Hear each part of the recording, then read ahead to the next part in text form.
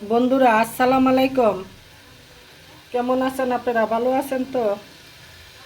আজকে আমি আপনাদের জন্য একটা দৌলা পিঠা বানাইতাছি।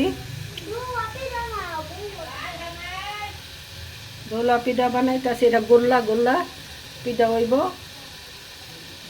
এটা বরিশালও বানায়, নোয়াখালী বানায়।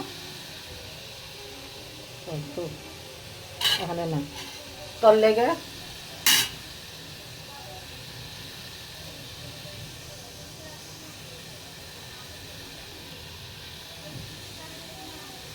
বন্ধুরা এইখানে আমি গরম পানি দিছি।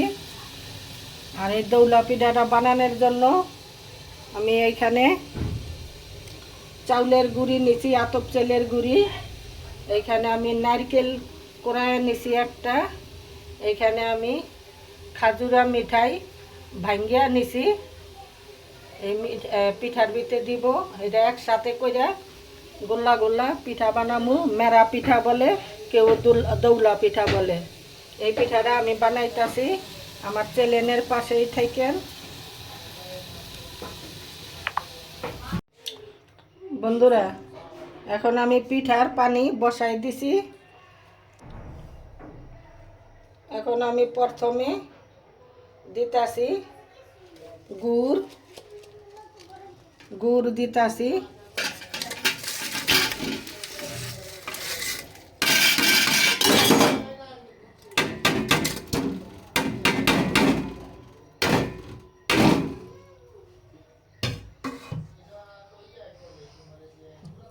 দুধটা হালকা করে একটু জাল দিয়া লুমু, চাক্কাগুলি ভাঙ্গা নিমু। আমার চ্যানেলটার পাশেই থাকেন।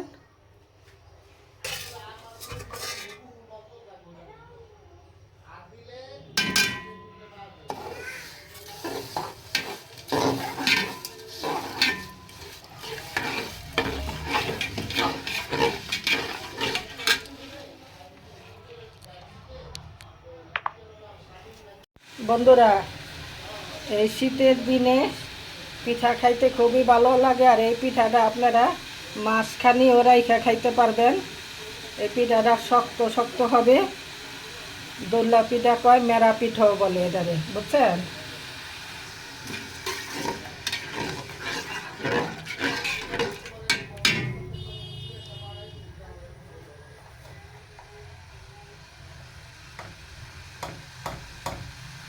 এখন আমি লবণ দিয়ে দিলাম।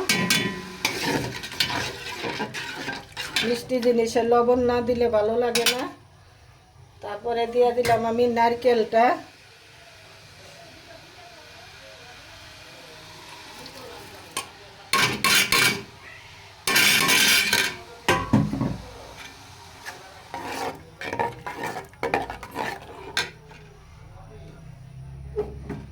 তারপরে দিয়ে দিলাম আমি চাউলের গুঁড়া।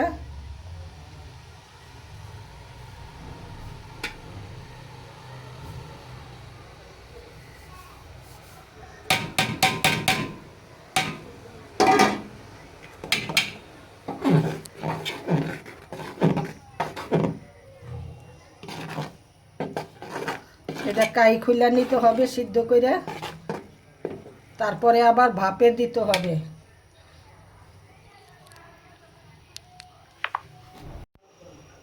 বন্ধুরা এই আমি মেরা পিঠা বানাইছি।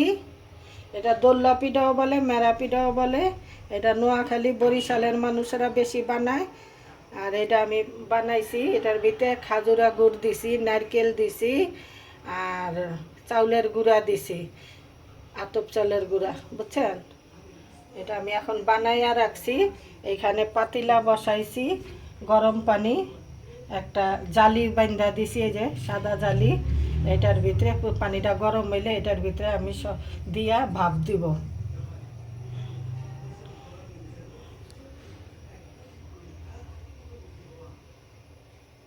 আমার চ্যানেলের পাশেই থাকেন। লাইক করেন, শেয়ার করেন, কমেন্ট দিয়েন, সাবস্ক্রাইব করতে ভুল করেন না। নতুন বন্ধু যারা আছেন তারা সবাই মিলে একসাথে বসে সাবস্ক্রাইব করে দিবেন।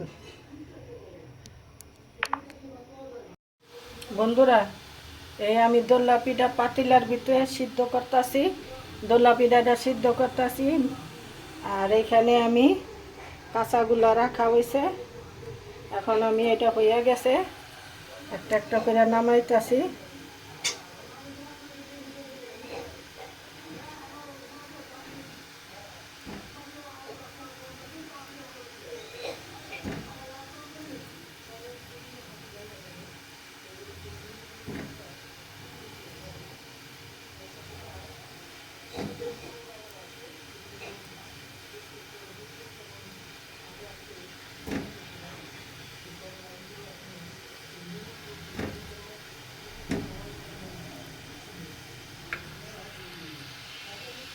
আমার চ্যানেলের পাশেই থেকে